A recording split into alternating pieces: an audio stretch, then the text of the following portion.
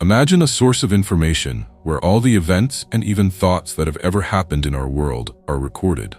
Imagine also that this information source gives you the opportunity to view all of this. Using this primary source, which I am convinced is accessible to everyone, we can learn about the purpose of our lives, as well as about the causes of our life problems, which, it seems to us, we are unfairly rewarded. What source of information did Edgar Cayce talk about? We will definitely give an answer to this question. But first, it will be interesting to find out who the man who was called the Great Seer was. A powerful mystic of the first half of the last century, he was a unique personality who was far ahead of his time. He selflessly helped everyone who approached him. Neither the pillars of the Catholic Church nor the figures of officially recognized science at that time tried to denigrate him. His revelations have helped countless people, and the importance and significance of his words continues to support and help millions of people today. So, we present the life story of Edgar Cayce. In 1877, a boy was born in the family of farmer Leslie Cayce from Kentucky, who was given the name Edgar. The kid grew and developed, not standing out from the crowd of other boys until it was time to start school. Edgar was not a very diligent student, and spelling caused him particular difficulties.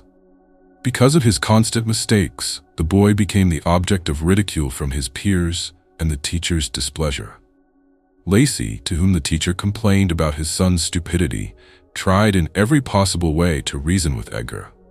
But when the conversations did not bring any visible benefit, one day in anger he gave his son a heavy slap, from which the boy fell to the floor and lost consciousness for a second. It was at this moment that the words sounded in the child's head, "You just need to sleep." Since then, instead of memorizing his lessons, Edgar just fell asleep for a while, putting a stack of textbooks under his head instead of a pillow. Now everything written in books remained in his memory forever. After graduating from high school with the best grades, Edgar and his family moved from the farm to Hopkinsville. A common cold turned into a complete loss of voice. All the doctor's efforts had no effect. However, Cayce was able to heal himself. It happened at a performance by a hypnotist who came to the city. Immersed in a trance, the man identified the cause of his illness and the method of treatment. After waking up, the voice returned. From now on, Cayce began to diagnose others. This happened during a trance, which could also be called a half-sleep. That's how the healing activity began. Gradually, Edgar Cayce's name gained national popularity. Journalists wrote about him, and many Americans dreamed of attending his sessions. Due to the fact that the man fell into a short sleep during the sessions, reporters gave him the nickname the Sleeping Prophet.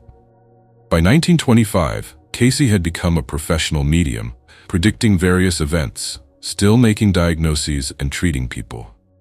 Edgar Cayce could not only look into the future, he could also see a person's past. Edgar Cayce claimed that he learns about a person's past from some cosmic source of information, on which each of us leaves his imprint. Cayce didn't have an answer to the question of who created this source, but he knew what his primary goal was. He believed that, first of all, this source of information is responsible for the cause and effect development of every human soul. And the development of the soul, according to Edgar Cayce, can occur only during its reincarnation. What did he learn about this phenomenon? We've known each other in our past lives.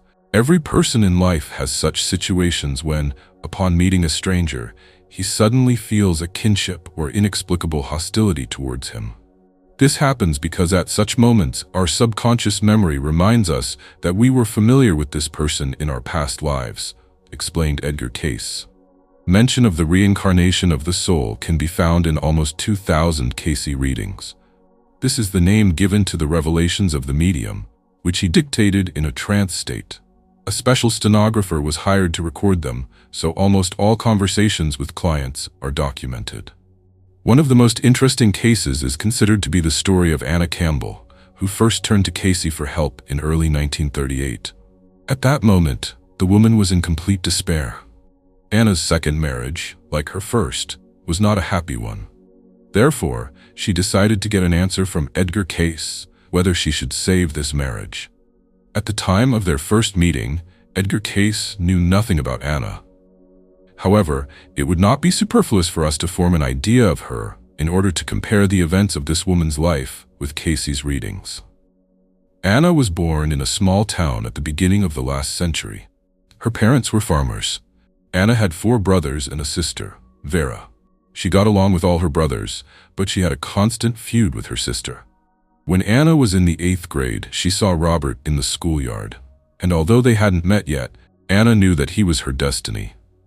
This knowledge became for her one of those experiences that remained in her memory for the rest of her life. The first such experience happened to Anna when she was visiting her aunt. From the window of this house, one could see a small swamp. When the guest first saw this area, she felt fear, although she did not know anything about the danger of swampy soil.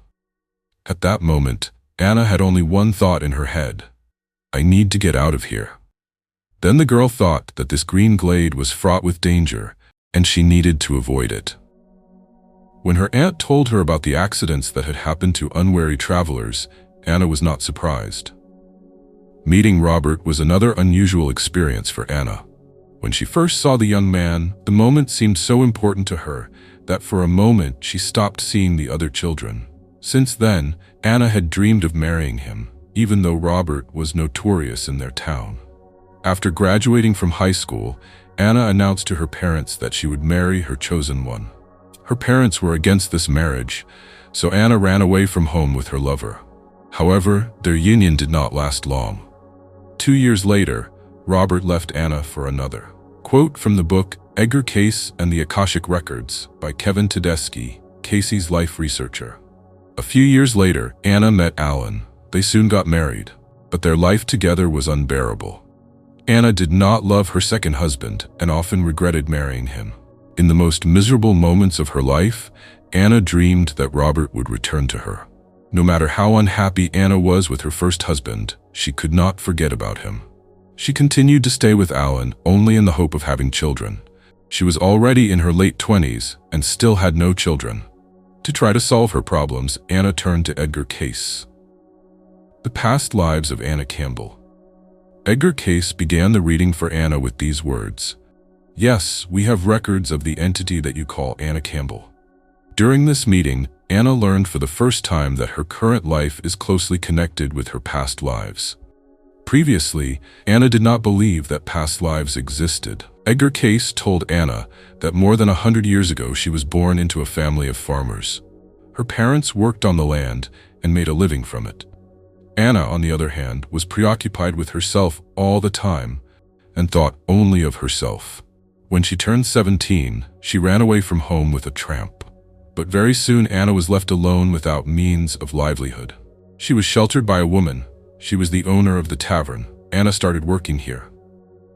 In the evenings, she entertained the guests of the tavern. A few years later, the town where Anna lived was attacked by Indians.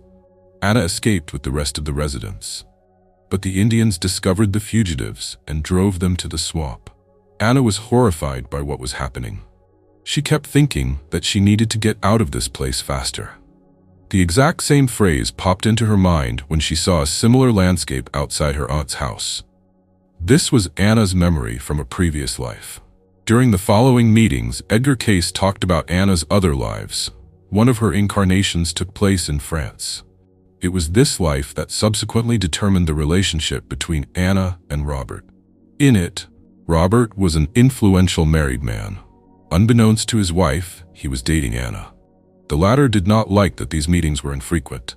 Thanks to reading Edgar Cayce, it became clear why in her new life Anna wants to be with Robert so much, who does not show her respect in this life either. During Edgar Cayce's readings, Anna also understood the reason for her enmity with her sister Vera. In one of her past lives, Vera was married to a man who was in love with Anna. Anna didn't love him, but she agreed to be with him out of pity. And Vera, left alone in the end, was filled with hatred for her rival. From the transcripts of that period, although Anna's life in the 19th century was not particularly long, she died at the age of 48, it was eventful and contained many lessons. All this was reflected in her next life, which began in the 20th century in a small town. Further readings suggested that Anna should still work hard on her relationship with Alan, and hinted that if she didn't take care of it in her current life, she would have to do it in the next. A year later, Robert suddenly reappeared in Anna's life and invited her to live together again. But she, remembering the readings, found the strength to reject this offer. Speaking about personal relationships between people, Edgar Cayce argued that every meeting in our lives should not be considered as accidental. According to the prophet, in our new incarnation, we meet those souls with whom we were familiar in our past lives. And our relationship with another person begins at the stage where it was interrupted in a previous life. But this does not mean that the past life completely determines the future. It only becomes a framework of probabilities that are recorded in the information source. And which of the probabilities will be realized in the new life depends on the choice of the person himself. Edgar Cayce believed that all souls go through reincarnation. He said, "Reincarnation is a continuous attribute of every soul's life. The soul needs it for transformation and development."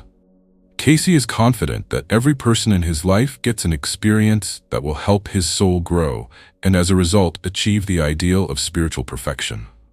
The meaning of life is for the soul to go through a series of rebirths, which as a result will allow it to rise to the level of maximum awakening and ultimate spiritual awareness.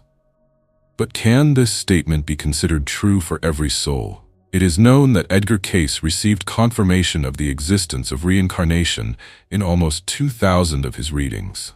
But it should be borne in mind that many of them were conducted for one person.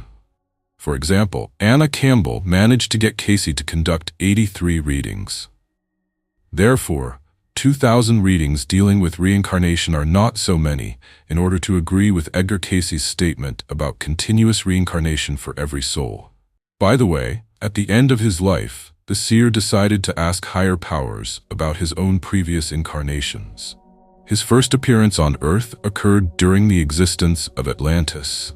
The medium was convinced of its reality and predicted that the time would come when the waters of the Atlantic Ocean would part and the majestic beauty of the ancient city would be revealed to the world again.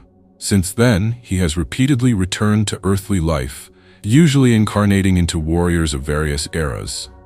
And Edgar's current reincarnation is designed to atone for all the mistakes and cruelty of the old ones. His next incarnation will take place in the year 2100, when a boy with a unique gift of foresight will be born in Nebraska, to whom his parents will give the name Edgar. Describing how reincarnation controls people's destinies, Cayce once said that it is the memory of past lives that merges in the human subconscious into a single whole with the current karmic incarnation. It can be said that once a person has received a memory in a previous life, it then begins to influence his future fate. The experiences of the soul and body that we receive in our previous incarnations contain a piece of universal life experience. Having absorbed the experience of one life, the soul penetrates into another body and uses this knowledge in a new life, in another form of incarnation. This is called the reincarnation of the soul.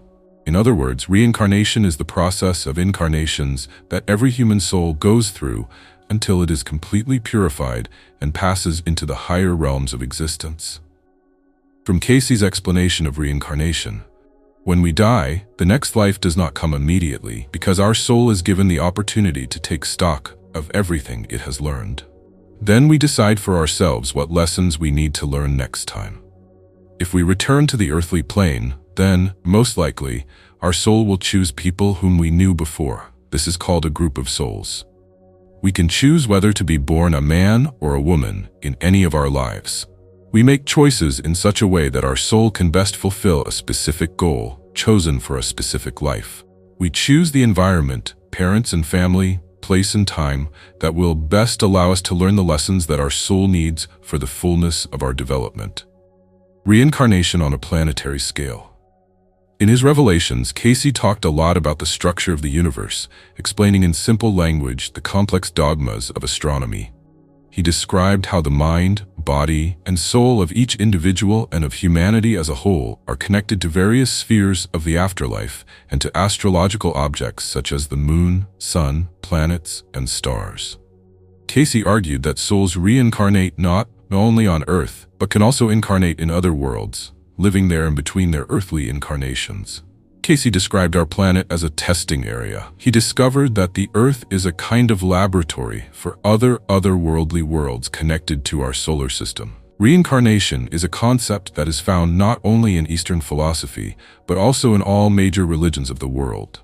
This theory can help us show more compassion for each other. It doesn't matter if a person believes in the idea of reincarnation or doubts it. Transmigration of souls is not given to us in order to reminisce about the past, but in order to make better use of the present.